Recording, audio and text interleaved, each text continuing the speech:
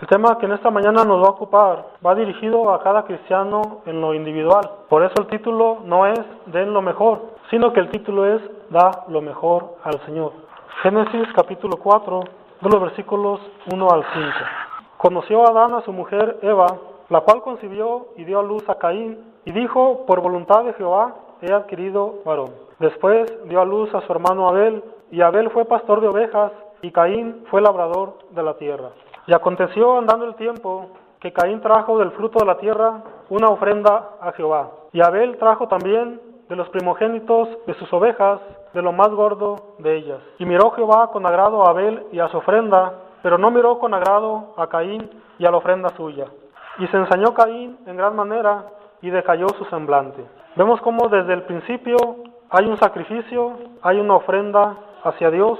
Si la Biblia dice que la fe es por oír la palabra de Dios, y si Abel ofreció su sacrificio por fe, no podemos menos que concluir que Abel sabía perfectamente bien lo que debía de ofrecer a Dios. Que Abel decidió estar atento a las palabras de Dios y puso por obra presentar a Dios una ofrenda digna, excelente, aceptable. Nosotros como creyentes y adoradores del Dios verdadero, hemos de entregarle a Él, según y de acuerdo a la fe que Dios nos revela, lo mejor de nosotros mismos. Pudiéramos decir que principalmente en la adoración que llevamos delante de Dios y en el tiempo y la calidad que le dedicamos a las cosas de Dios. Es para nuestra enseñanza y para que comprobemos lo que es agradable delante de Dios, que Abel, después de miles de años de su muerte, nos sigue hablando por su ofrenda. También Caín y su ofrenda son un ejemplo para nosotros, un ejemplo de lo que no se debe de ofrecer a Dios. El Señor no se agrada ni tiene por qué conformarse con cualquier cosa que nosotros queramos ofrecerle. En ocasiones nosotros calificamos nuestra ofrenda a Dios. Dios es quien debe de calificarla. Dios es quien en su palabra nos especifica qué cosas pide de cada uno de nosotros. Primer libro de Crónicas, capítulo 21, versículos 22 al 26.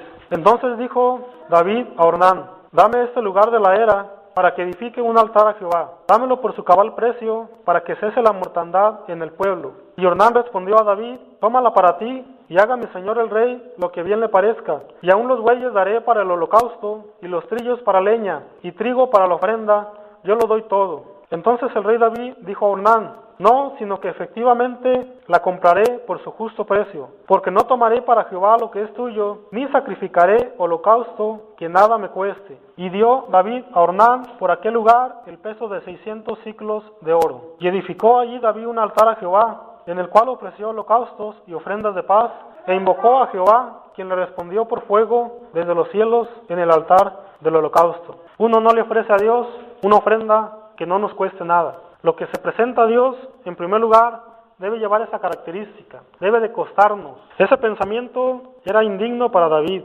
Ese hombre lo ofendía al solo sugerirle semejante idea. David conocía, como hombre y profeta de Dios que era, la grandeza y la gloria del Señor. Y es en base a esa grandeza que nosotros tenemos que presentar nuestra ofrenda. David había consagrado parte de su tesoro personal para la edificación del santuario de Dios. David era un varón conforme al corazón de Dios. Por eso, todo su afecto, toda su atención, todo su interés, todo su amor estaban dedicados a la casa de Jehová. Eso era lo primordial para David. ¿Cómo iba David a ofrecerle en sacrificio las migajas, las obras, una ofrenda que lo ofendiera? Y sin embargo, muchos de los que vieron con sus ojos las maravillosas obras del Dios omnipotente, le presentaron una adoración defectuosa. Le presentaron en sacrificio solamente basura. Y hoy en día, aunque nos cueste trabajo aceptarlo, muchos de nosotros no estamos haciendo una cosa diferente. Muchos buscamos la forma de no comprometernos con las necesidades de la iglesia. Incluso en el momento de la ofrenda, buscamos las monedas más pequeñas. Queremos presentarle a Dios un sacrificio que no nos cueste nada o que nos cueste lo más mínimo. Pensamos que Dios tiene que conformarse con lo que le queramos dar como si fuera un limonero. No le damos a Dios lo mejor de nuestro tiempo, no le damos a Dios lo mejor de nuestra mente, no le damos lo mejor de nuestro corazón, le damos lo que nos queda. Al mundo le entregamos lo mejor de nosotros. En el mundo nos desvivimos por quedar bien con la gente y luego decimos, Dios se tiene que conformar con lo que yo le quiera dar. Lucas capítulo 21, de los versículos 1 al 4. Levantando los ojos, vio a los ricos que echaban sus ofrendas en el arca de las ofrendas. Vio también a una viuda muy pobre que echaba allí 2 blancas. Y dijo, en verdad os digo, que esta viuda pobre echó más que todos, porque todos aquellos echaron para las ofrendas de Dios de lo que les sobra, mas esta de su pobreza echó todo el sustento que tenía. Dice la Escritura que esta viuda pobre echó a las ofrendas 2 de las monedas más pequeñas de aquel entonces. Y en ocasiones nosotros también decimos, bueno, si Dios aceptó las moneditas de esta viuda, también aceptará las mías. Dios no se fija en la cantidad, decimos. Ahí tenemos el ejemplo bíblico y a veces queremos ser estrictamente bíblicos en aquello que nos conviene. El detalle que se nos escapa es que esta mujer no solamente era profundamente pobre, sino que además, al ser viuda, no tenía ninguna fuente de ingresos. Esas 2 moneditas no era lo que le sobraba, era todo lo que tenía para su alimentación. Ella no se quedó con una monedita, ella no pensó en que le iba a hacer falta, solamente actuó por fe en el poder sustentador de Dios y puso en su mente y en su corazón solamente la gloria debida a su nombre, confiando plenamente en que aquel que le había dado esas 2 moneditas podía sustentar su vida, en que nada le faltaría. ¿Aún queremos comparar nuestras ofrendas con la de la viuda pobre? ¿En qué pensamos cuando depositamos nuestra ofrenda? ¿Realmente creemos que Dios tiene el poder para bendecirnos y satisfacer todas nuestras necesidades? ¿O en qué Dios estamos pensando? ¿Ponemos en nuestro corazón solamente la glorificación del nombre de Dios al ofrendar? ¿O qué está en nuestra mente? ¿Qué está en nuestro corazón? ¿Nuestras necesidades? ¿Nuestros intereses? ¿Nuestros gastos? ¿Y después la gloria de Dios? Si alguien está dispuesto a ofrecerle a Dios todas sus pertenencias, entonces puede equipararse con la viuda pobre, porque ella dio todo lo que tenía. El Señor contempló, y no por casualidad, la ofrenda de esta humilde mujer. Y Jesús tampoco la invitó a quedarse con una moneda. Él permitió que ella se sacrificara.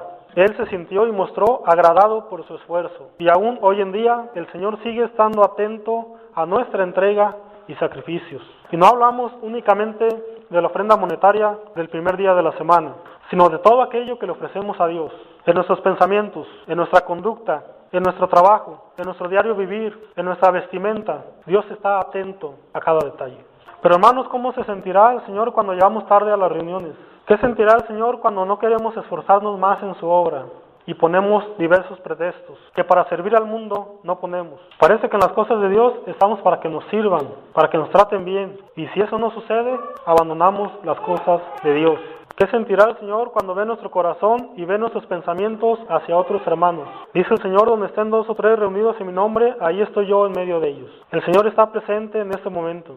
El Señor está viendo nuestros corazones, nuestros pensamientos, y el Señor se está agradando de lo que le estamos presentando, o el Señor está siendo ofendido por lo que le estamos presentando. Libro del profeta Malaquías, en el capítulo 1, de los versículos 6 hasta el 14. El Hijo honra al Padre y el siervo a su Señor. Si pues soy yo Padre, ¿dónde está mi honra? Y si soy Señor, ¿dónde está mi temor? Dice el Señor de los ejércitos. A ustedes, oh sacerdotes, que menosprecian mi nombre. Y dicen, ¿en qué hemos menospreciado tu nombre?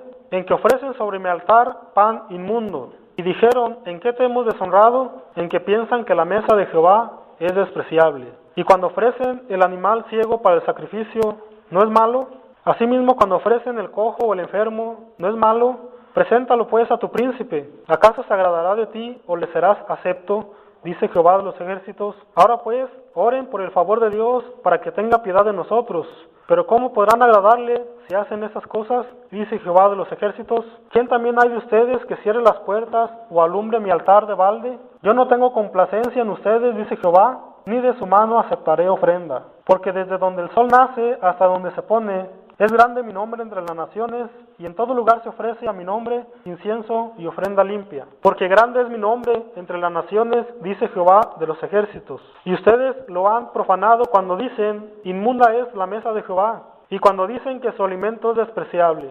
Han además dicho, oh, qué fastidio es esto, y me desprecian, dice Jehová de los ejércitos. Y trajeron lo hurtado, o cojo, o enfermo, y presentaron ofrenda. ¿Aceptaré yo eso de su mano, dice Jehová?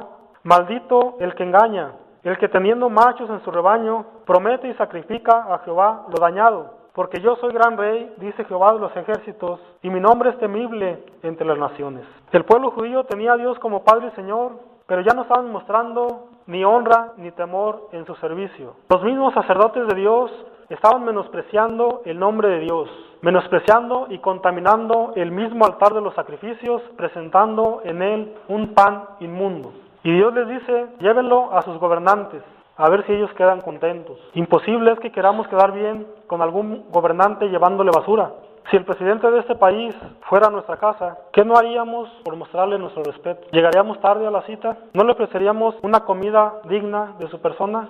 ¿No estaríamos sumamente interesados en sus palabras, atentos, o estaríamos bostezando delante de él? Entonces, hermanos, ¿por qué en las cosas de Dios se muestra tanta indiferencia? ¿Cuánto mayor respeto, sacrificio y amor merece nuestro Señor? En muchas naciones paganas en este tiempo de Malaquías se ofrecía adoración a Dios. Mientras eso sucedía en el extranjero, el pueblo de Dios se quejaba de la adoración. Decían que era un fastidio servir a Dios. En las palabras de esta versión, el que engaña, otras versiones le llaman tramposo, mentiroso, fraudulento. Los judíos en momentos de inspiración espiritual le ofrecían a Dios grandes cosas, pero una vez que llegaba el momento de presentarse delante del altar de Dios, presentaban animales defectuosos, dañados, ciegos, cojos, robados, cosas que la misma ley de Moisés les había prohibido. Vemos algo muy diferente en comparación con lo que ofreció Abel.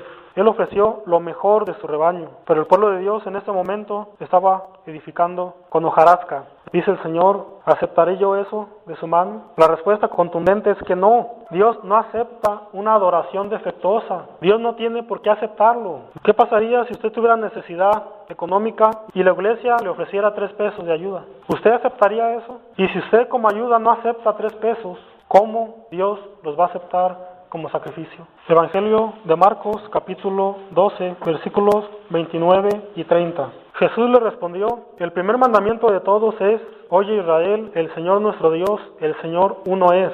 Y amarás al Señor tu Dios con todo tu corazón, y con toda tu alma, y con toda tu mente, y con todas tus fuerzas. Este es el principal mandamiento.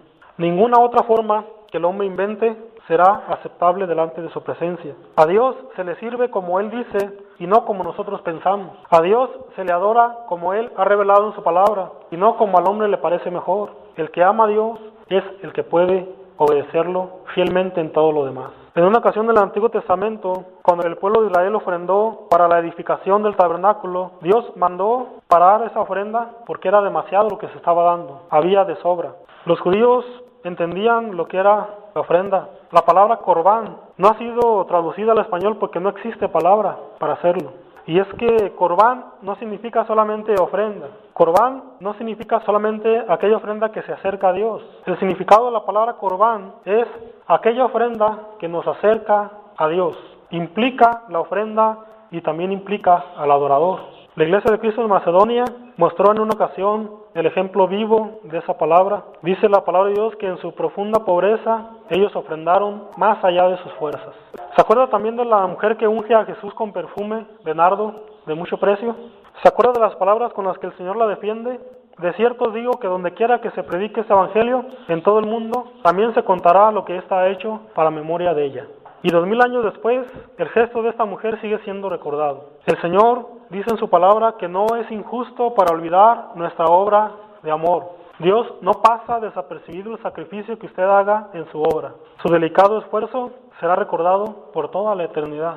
Dios nos ha dado solamente lo mejor. Dios nos dio la vida, su amor, sus cuidados, la vida de su Hijo unigénito para salvarnos. Nos ha dado la vida eterna. Dios solamente nos ha dado lo mejor de Él mismo y solamente pide y espera lo mejor porque no merece otra cosa. Y el objetivo, hermanos, no es solamente sobrevivir como iglesia. Se requiere convertir a la congregación en una iglesia fiel que sea capaz de llevar el evangelio al mundo. Y eso no es trabajo de uno o de dos, es trabajo de toda la congregación. Por eso el mensaje de esta mañana es: da lo mejor al Señor. No estés esperando a ver qué va a hacer otro hermano o otra hermana. No estés esperando en qué se ponen de acuerdo para actuar como congregación. Tú, cada uno de los presentes, den lo mejor al Señor. Mejoren constantemente, aumenten su conocimiento, aumenten su obra. La experiencia les dará las herramientas necesarias para hacerlo cada vez mejor. Esta congregación tiene 2 ayudas muy importantes. Una es la presencia del poder protector de Jesucristo y la otra es sus grandes deseos de servir al Señor y de entregarle lo mejor. Y esas 2 ayudas nos van a permitir seguir caminando y llegar a la excelencia en su adoración y en sus sacrificios a Dios. Y no se olvide, hermano, esmerémonos por presentarle a Dios lo que Él pide y lo que Él merece. Dios les bendiga y muchas gracias por su atención.